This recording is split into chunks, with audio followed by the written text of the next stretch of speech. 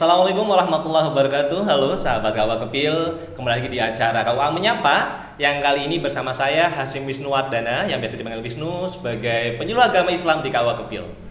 Nah, kali ini kita akan masuk ke podcast episode ke-8.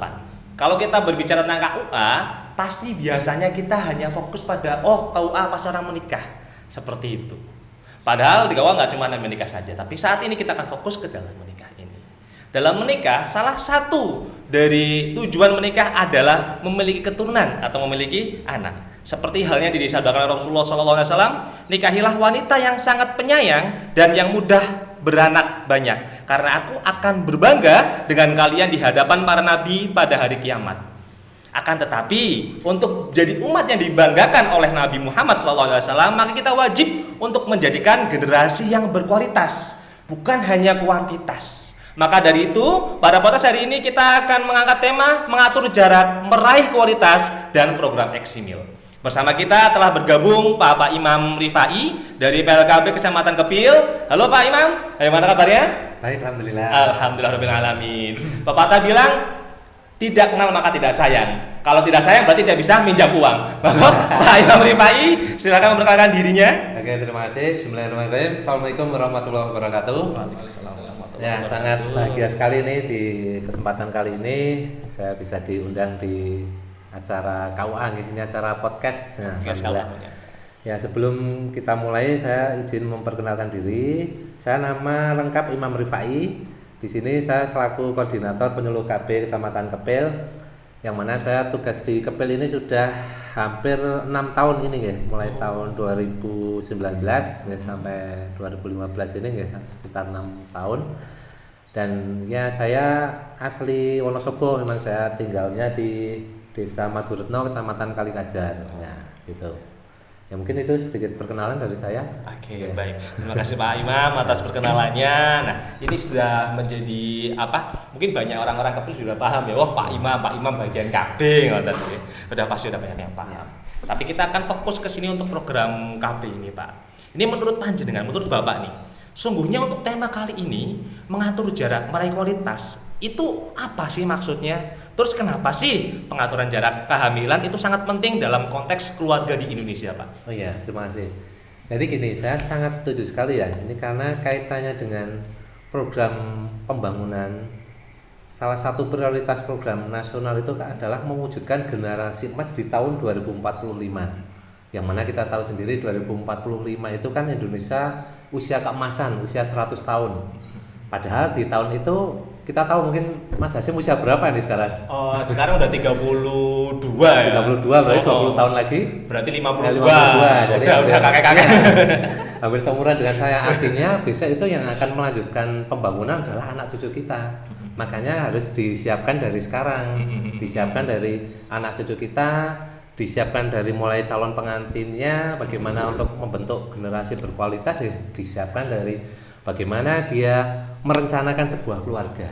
Nah, selama ini kan taunya orang itu KB itu kayak alat kontrasepsi. Pokoknya kalau ada PLKB itu berarti aja wong kon KB gitu kan ibaratnya. Tapi sebenarnya yang diprioritaskan keluarga berencana itu adalah merencanakan sebuah keluarga.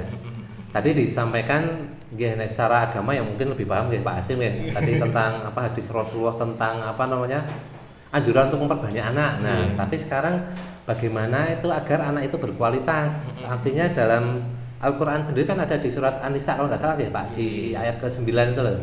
Jadi jangan sampai kita meninggalkan generasi yang lemah di belakang kita. Itu kan artinya salah satunya adalah yang menjadi dasar kita untuk bagaimana mengatur jarak, meraih kualitas itu ya dimulai dari perencanaannya seperti itu. Jadi kan berarti memang sangat penting ini Pak. Jadi menurut kami memang sangat penting ini untuk merencanakan keluarga untuk membentuk generasi berkualitas, mewujudkan Indonesia emas di tahun 2045 seperti itu. Ya. Berarti memang kita untuk menuju generasi emas 2045 ini memang kita harus merencanakan dengan baik nih Pak. Jadi generasi yang depan itu tidak generasi yang lemah tapi generasi yang emas gitu. Betul, jadi betul. Kita menuju 2045 untuk generasi yang emas, bukan generasi cemas. Kayak gitu ya. Gitu. Nah, ini untuk jarak idealnya itu berapa sih Pak? Terus kenapa ngomong jarak ideal itu kita pasti akan tahu loh ke depannya ini sebenarnya ini ini positifnya tuh apa nih buat ibu, buat anak dan buat keluarga. Ya, Kayak gitu. ya ini bagus sekali ya. Jadi kaitannya dengan pengaturan jarak ini kan juga kembali lagi saya hubungkan dengan nilai-nilai agama dulu ya Pak ya. Karena kalau dalam Al-Quran juga dijelaskan ya Pak, untuk masa mensapih itu kan sekitar 2 tahun ya Pak. Nah itulah yang menjadi dasar juga di program kita, bahwasanya jarak ideal kehamilan itu sebenarnya minimal itu 2 tahun. Minimal itu ya, jarak minimal ya. Karena kita bisa melihat dari berbagai segi ya, berbagai segi, artinya ketika jarak 2 tahun itu dari segi kesehatan misalnya, seorang ibu ketika proses dia mengandung sampai melahirkan itu kan rahimnya itu kan butuh pemulihan. Nah ini sudah diteliti secara medis bahwa pemulihan terbaik itu setelah di atas 2 tahun. Jadi nanti siap hamil lagi setelah 2 tahun, rahimnya itu baru siap untuk dibuahi kembali, untuk melahirkan kembali, itu paling enggak minimal 2 tahun. Terus dari segi secara psikologis jelas seorang ibu itu kan butuh yang namanya perawatan diri. Ketika dia sedang hamil kan kadang tidak sempat lah untuk merawat diri sendiri ya. Artinya setelah dia sudah punya anak, nanti setelah usia 2 tahun ada kesempatan untuk merawat dirinya sendiri untuk siap lagi menjadi ibu hamil lagi. Terus satu lagi adalah dari segi pola asuhnya.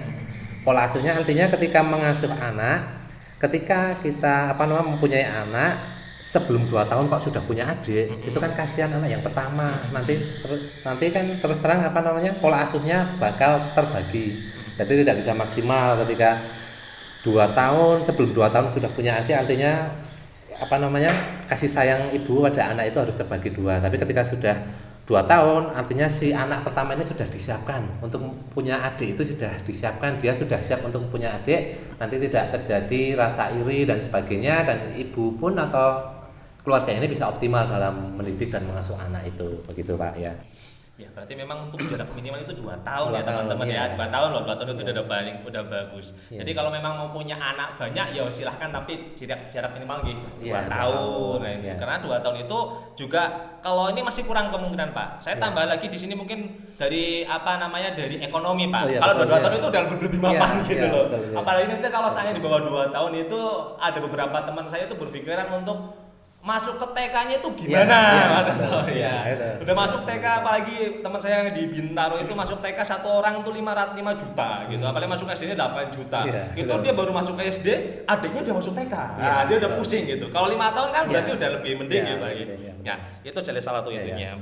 Terutama kita mungkin kemarin kita lihat di sosial media ada tersebar juga Pak untuk psikolog ini merawat diri. Jadi ada juga ternyata untuk perempuan ketika hamil dia malah kayak keluar jerawat banyak banget terus ada beberapa rontok kayak gitu. Tapi setelah dia selesai melahirkan normal lagi.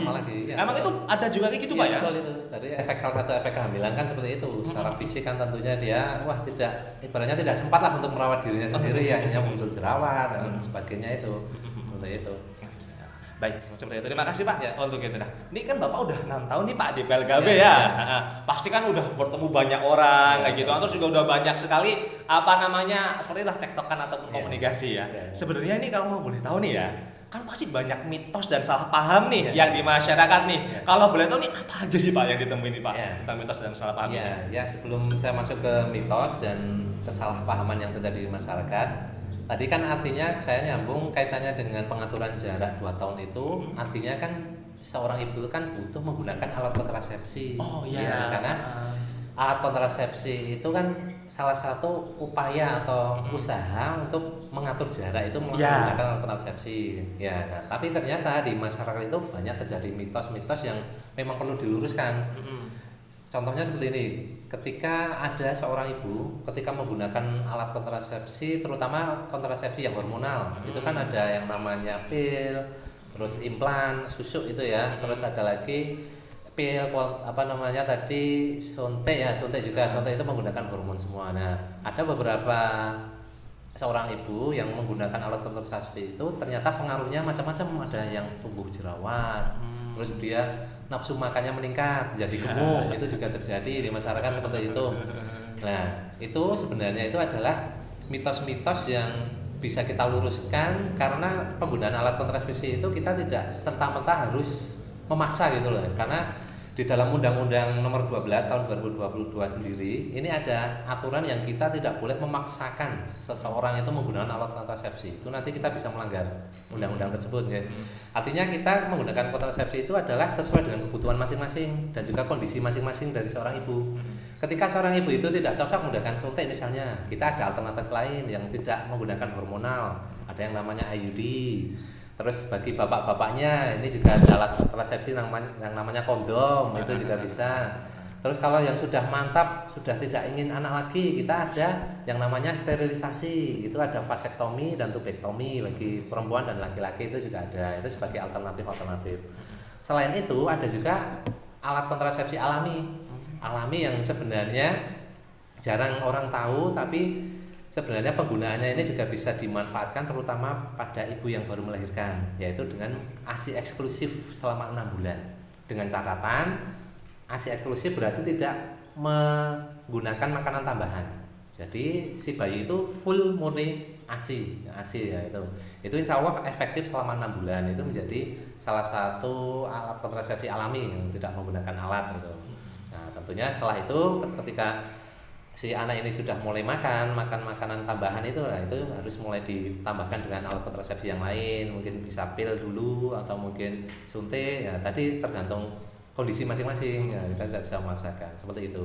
Jadi sebenarnya mitos-mitos itu bisa kita luruskan kalau kita bisa lebih mengetahui lah kondisi masing-masing ibu. Jadi perlunya adanya konseling, ada komunikasi, informasi dan edukasi pada masyarakat bahwasanya alat kontrasepsi ini adalah tidak serta-merta melu-melu ibaratnya lah gitu, okay. Yang tetangga pakai suntik semua misalnya, okay. Tapi kita harus ada saling interaksi kebutuhan. Sebenarnya ibu-ibu misalnya punya riwayat penyakit, misalnya ada darah tinggi, terus dia gula dan sebagainya, itu nggak boleh pakai hormonal. Nanti kita arahkan yang non hormonal, itu seperti itu. Jadi sebenarnya mitos itu atau kesalahpahaman itu mungkin hanya kurangnya kita melakukan edukasi ke masyarakat seperti itu. Nah, ya. Ini menarik banget. Tadi kita dengar ada KB alami itu ASI eksklusif 6 bulan, gitu. Berarti untuk ASI eksklusif 6 bulan ini berapa persen sih keberhasilannya? Karena beberapa teman saya juga sebelum 6 bulan malah udah hamil lagi kayak gitu. Gitu itu bagaimana? Karena kan makanya beberapa pasangan itu kalau udah melahirkan, udah masuk usia 3 bulan gitu, mereka udah selesai nifas, istrinya itu langsung biasanya pasang susuk atau kayak gitu. Itu bagaimana nih kalau untuk berapa persen sih untuk KB alami yang ASI eksklusif ini? Iya, oke. Jadi sebelum masuk ke situ, yang namanya alat kontrasepsi kan kita ikhtiar manusia itu tidak ada yang 100%. Semua alat kontrasepsi itu ada tingkat kegagalan, walaupun tingkat kegagalannya bisa dipresentase dari yang paling efektif sampai yang kurang efektif. Nah, jadi kalau kita menghitung dari presentase paling efektif untuk kita mengatur jarak menggunakan alat kontrasepsi itu menggunakan yang pakai tindakan operasi tadi, yang sterilisasi, vasektomi, tubektomi, gitu. Walaupun mungkin di kebanyakan masyarakat juga masih banyak yang takut dan risiko dan sebagainya. Nah, kemudian setelah itu ada metode kontrasepsi jangka panjang, yaitu menggunakan IUD yang dikenal di masyarakat itu spiral. Spiral itu karena alatnya dulu berbentuk spiral, padahal sekarang sudah berubah alatnya. Sekarang berbentuk T, malah koper T itu. Nah, itu bisa untuk 8 tahun, itu bisa sampai 90%, 80 sampai 90%. Nah, terus setelah itu ada yang jangka panjang lagi dengan implan. Implan itu yang susuk di lengan itu bisa untuk 3 tahun. Itu juga sekitar 80 sampai 90% keefektifannya. Nah, setelah itu ada yang menggunakan hormonal, suntik, terus pil dan kondom. Nah, itu tingkat efektivitasnya lebih rendah lagi, mungkin 70%, tergantung penggunaannya juga. Nah, terus terang memang yang paling rendah efektivitasnya adalah menggunakan KB alami tadi. Kenapa? Karena KB alami itu kadang seorang ibu itu tidak mengetahui secara pasti aturannya itu harus seperti apa. Contohnya yang namanya ASI eksklusif kan sebenarnya harus benar-benar eksklusif. Artinya itu si jabang bayi tidak boleh memakan selain ASI. Nah, tapi kadang orang-orang mbah-mbah dulu kan baru lahir sudah di pisang goreng itu sudah dicicipi pisang gitu. Nah, itu sebenarnya sudah berpengaruh itu, untuk berarti dia sudah nggak ASI eksklusif lagi.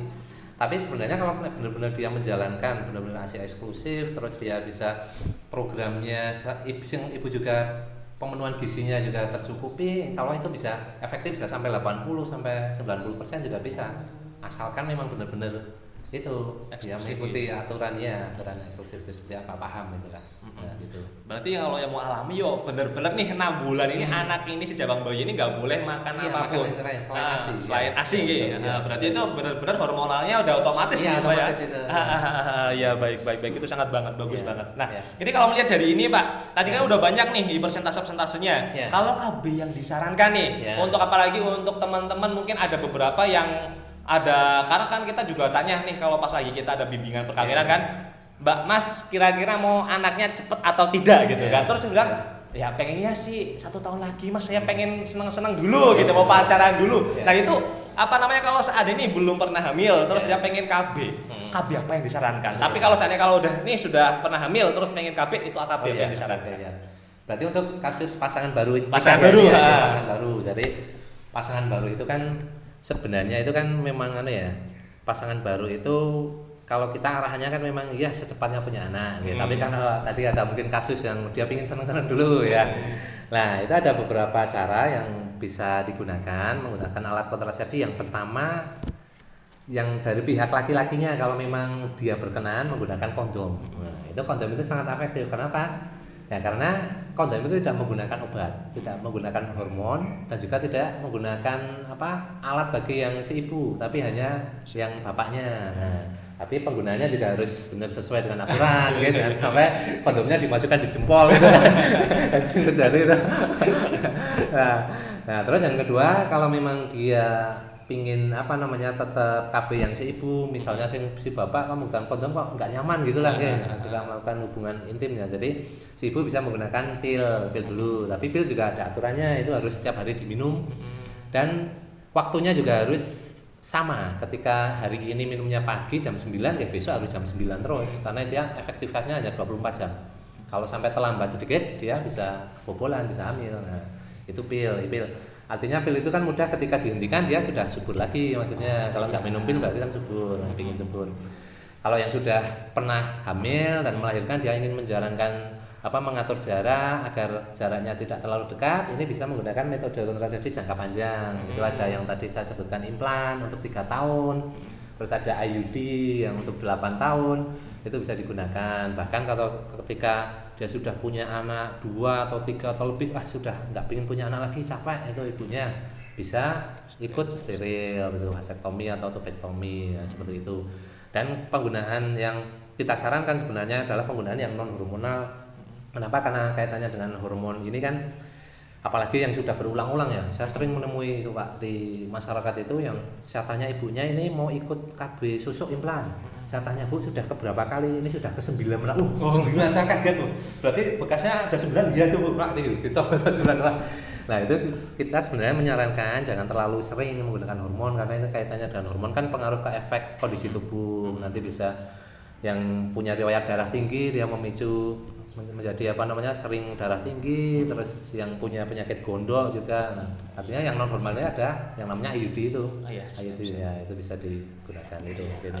Nah, kalau kita kan gini, kita sekarang juga banyak nih yang di TikTok atau di Instagram itu kan ada yang KB Koyo ya, ada KB Koyo itu kan masih mahal-mahal banget di Indonesia, itu masih 200-300 ribu gitu kan. Terus juga ada juga KB untuk pria. Apakah sudah ada di Indonesia emang resmi? Yang kedua, kalau saya mau udah resmi, kapan sih mau diumumkan, ataupun kalau saya belum, kira-kira kapan sih mau diresmikan? Ya.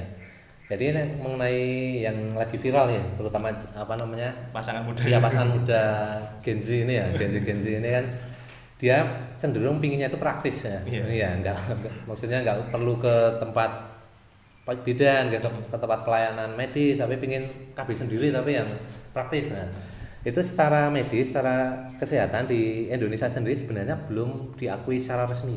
Jadi belum ada penelitian secara kesehatan, jadi memang belum digunakan secara resmi. Jadi mereka mungkin dia mungkin beli lewat online dan sebagainya, karena informasi dari luar negeri itu yang untuk perempuan. Yang laki-laki juga sebenarnya sedang dikembangkan, ini ada pil untuk laki-laki ya, pil KB untuk laki-laki, tapi ini pun pengembangannya baru di luar negeri. Jadi di Indonesia juga belum diterapkan secara medis, secara kesehatan, karena kita kan juga punya aturan-aturan, ada standarisasi secara kesehatan yang untuk KB yang harus gunakan untuk masyarakat itu kan harus ada standar dari kesehatan. Nah, untuk sementara sih itu memang belum resmi. Jadi kita juga belum tahu nanti nunggu dari dinas kesehatan seperti apa ke depannya. Siap. Ya. Terima kasih banyak ini untuk informasi tentang KB-nya. Nah, ini kalau seandainya kita berbicara tentang pernikahan pasti kan wajib ada LC-Mil ya, Pak ya. Ada LC-Mil ya. Sebenarnya LC-Mil ini program apa sih, kenapa diluncurkan? Dan sebenarnya target utama aplikasi ini tuh apa? Ya, terima kasih. Jadi LC-Mil ini adalah elektronik siap nikah dan hamil. Awal mula program ini diluncurkan adalah kita mengembangkan dari program prioritas nasional, yaitu tentang penanganan stunting yang dimulai di tahun 2020, 2019 mulai ada program prioritas nasional untuk penanganan stunting. Nah, dari penanganan stunting ini sebenarnya di tahun 2024 kemarin pemerintah itu punya target prevalensi stunting nasional rata-rata itu 14%. Tapi ternyata di akhir 2024 target itu belum tercapai. Jadi masih di sekitaran 19%. Jadi masih ada PR ini. Makanya salah satu untuk pendeteksian dini untuk pencegahan stunting itu adalah kita meluncurkan program yang namanya LC-Mil ini dari BKKBN. Bahwasanya program ini adalah untuk mendeteksi risiko stunting sejak dini dari calon pengantinnya. Nah, jadi di LC-Mil ini ada yang namanya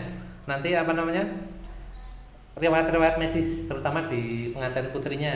Nah, ini kan di tahun 2021 sedikit informasi di Kecamatan Kepil ini alhamdulillah kita sudah bekerja sama, kita sudah membuat MOU itu dengan Puskesmas, dengan KUA, bahwasanya ada alur Catin itu dari desa itu setelah pemeriksaan medis sebelum ke KUA adalah ke kami dulu, ke Balai Penularan KB Kecamatan Kepil.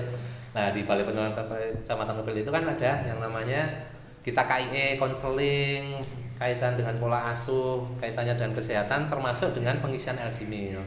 Nah, di situ di LC-Mil itu kan ada riwayat medis dari puskesmas nih. Misalnya si perempuan ini dicek HB-nya.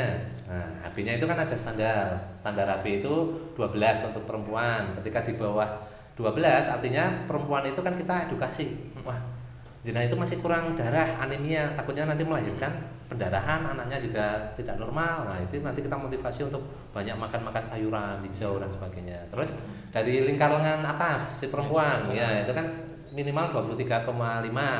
Nah, ketika ada calon pengantin yang 23,5 ke bawah, nah itu kita memberikan konseling. Nah, itu bisa diketahui melalui LC-Mil ini. Nanti dimasukkan di LC-Mil muncul sendiri ini berisiko atau tidak, itu di situ.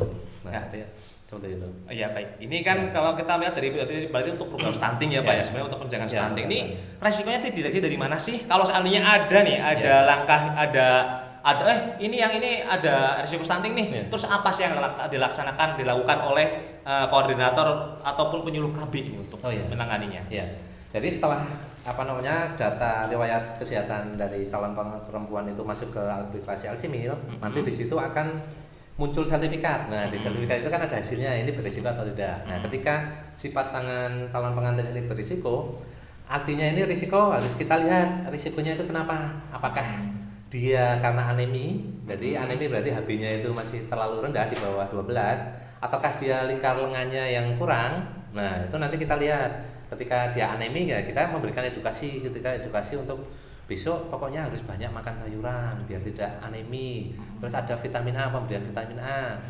Dan itu kita di desa punya kita punya kader-kader namanya TPK, tim pendamping keluarga. Nah, di sana ketika data-data ini yang di balai sudah muncul, kita berikan pada kader-kader yang akan melanjutkan pendampingan di tingkat desa masing-masing. Terutama kan yang calon pengantinnya di wilayah Kecamatan Kepil pasti ada kader TPK yang mendampingi untuk memantau apakah nanti lilanya sudah meningkat ataukah HB-nya sudah meningkat. Itu ada pemantauan. Jadi setiap dia periksa di Posyandu setiap bulan itu Posyandu itu nanti akan dipantau apakah HB-nya sudah meningkat. Kalau belum ya nanti kita kasih konseling, edukasi, terus ada PMT juga pemberian makanan tambahan dari Puskesmas, kita kerjasama dengan Puskesmas. Nah, artinya itu tindak lanjutnya di lapangan itu kita punya tim pendamping keluarga yang nanti akan selalu mendampingi terutama pada keluarga calon pengantin yang berisiko stunting. Itu dari fisik. Ada lagi nih Pak, ini yang risiko stunting yang mungkin susah dihindari adalah keterpaparan asap rokok. Nah, ini kan di masyarakat itu sudah menjadi semacam budaya. Kalau Mesti saya tanyakan untuk calon pengantin, masnya merokok apa tidak? Saya merokok ini. Nah, rokok kita nggak langsung serta-merta melarang, karena yang beli juga mereka, ya, pakai uang mereka. Tapi kita hanya memberikan edukasi, memberikan konseling bahwasanya betul nopo Pak merokok, tapi harapannya merokok itu ketika istrinya nanti hamil jangan di dekat istrinya, silahkan merokok di luar rumah. Nanti kalau masuk ke dalam deh bajunya diganti lah, ya, biar dia tidak menjadi perokok pasif, itu malah lebih berbahaya karena itu juga berisiko stunting nanti anaknya. Ya, jadi seperti itu. Intinya kita banyak edukasi, konseling kepada itu masyarakat atau catin itu. Oke, baik ya. Nah ini kalau boleh tahu nih Pak, apa sih pesan kunci untuk keberhasilan untuk program Eximil ini Pak? Ya. Jadi kita pesan kuncinya adalah bagi para calon pengantin, intinya calon pengantin ini adalah calon-calon yang akan melahirkan anak-anak penerus bangsa, terutama di generasi Indonesia Emas di tahun 2045. Jadi harapannya calon pengantin ini harus menyiapkan diri. Pesan kuncinya adalah harus menjaga kesehatan, harus menjaga nutrisi gizi yang cukup untuk nantinya melahirkan generasi berkualitas untuk mewujudkan pembangunan Indonesia Emas di tahun 2045. Jadi seperti itu. Jadi kita harus menanamkan pola pikir sejak sekarang bahwa calon pengantin ini adalah punya tanggung jawab, karena yang akan melahirkan anak-anak yang akan meneruskan pembangunan itu adalah calon pengantin di era sekarang ini. Itu. Ya. Baik. Berarti harapannya adalah dengan perbaikan dari Eximil ini kita bisa menuju Indonesia Emas di 2045. Jadi kita harus menuju positive thinking, kita akan menuju Indonesia Emas 2045. Gitu, jadikan 2045 jadi generasi cemas. Ya. Baik, terima kasih banyak atas waktunya Pak Ahmad Imam Rifai. Ya, baik teman-teman semuanya. Ketika seseorang meninggal, ya, kita itu dihadapkan oleh beberapa pilihan. Dan Rasulullah SAW telah bersabda pada firman-Nya bahwa ketika seorang manusia meninggal dunia, maka amalannya semuanya terputus kecuali 3 hal, yaitu sedekah jariah, ilmu yang bermanfaat, dan anak yang soleh yang mau mendoakannya. Dalam artian ini adalah ketika kita bisa merencanakan dengan baik kelahiran putri kita, kelahiran putra kita bisa memberikan pendidikan yang bagus pada dia, baik nanti sampai kuliah, sampai 1, sampai 2, ataupun kita mondokannya di pondokan yang benar, itu menjadi kunci kita ke depannya untuk bisa mengarungi kehidupan ini. Dimana saat kita tua, anak kita bisa menjadi tulang punggung kita, bisa jadi tongkat kanan kita, tongkat kiri kita, sehingga kita bisa melangkah lebih baik lagi. Dan kita bisa melangkah lebih baik lagi untuk mencapai cita-cita kita nanti ke depannya, dan nanti bisa menjadi penggedong kita untuk menuju akhirat, dan kita bisa masuk ke surganya Allah Subhanahu wa taala. Amin Allahumma amin. Baik, terima kasih banyak atas hadirannya. Kesilapan kata saya minta maaf yang sebesar-besarnya. Wabillahi taufiq wal hidayah. Assalamualaikum warahmatullahi wabarakatuh.